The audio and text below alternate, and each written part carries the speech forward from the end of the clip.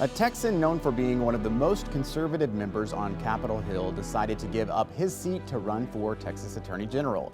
Louis Gohmert currently represents an East Texas district in Washington, but he says now it's more important to take on Ken Paxton in the AG primary. He told our Maggie Glenn that Paxton's legal problems led him to this statewide race.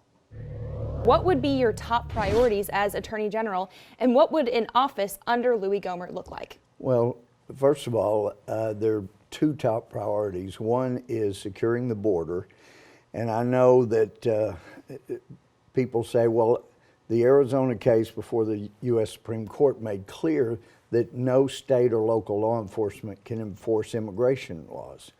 I understand that.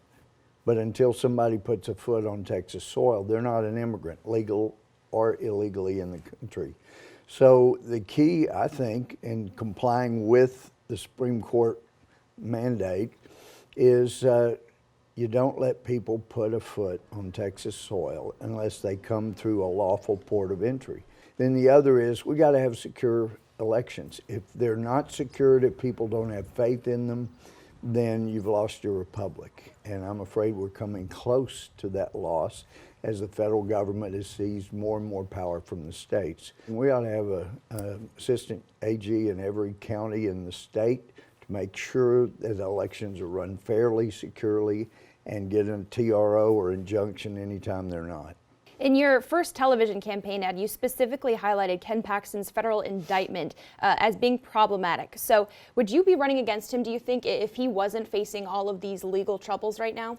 That played a part, because what I know is that it's not like he has told some people, oh, a bunch of criminals stabbing me in the back, because these are 7 top people who were hired for their intellect and hired for their integrity, despite what the AG has said about them. He hired them for their integrity, and now he's going to face their integrity, and that caused them to report him for bribery, corruption, abuse of office. Because we know the DOJ, they're not going to do anything until after the primary. And under Texas law, I know I've had Paxton supporters say, oh no, we could replace him on the ballot if we wanted to.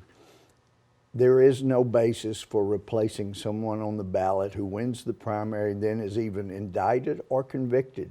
You can't replace them on the ballot. It sounds like you're saying, should Ken Paxton win the primary and then the DOJ actually takes action, this race could essentially be then handed to the Democrats in the fall if Ken Paxton is the primary candidate. Is that kind of the assumption you're making? Obviously, you're not just a pretty face. You've nailed it, yes.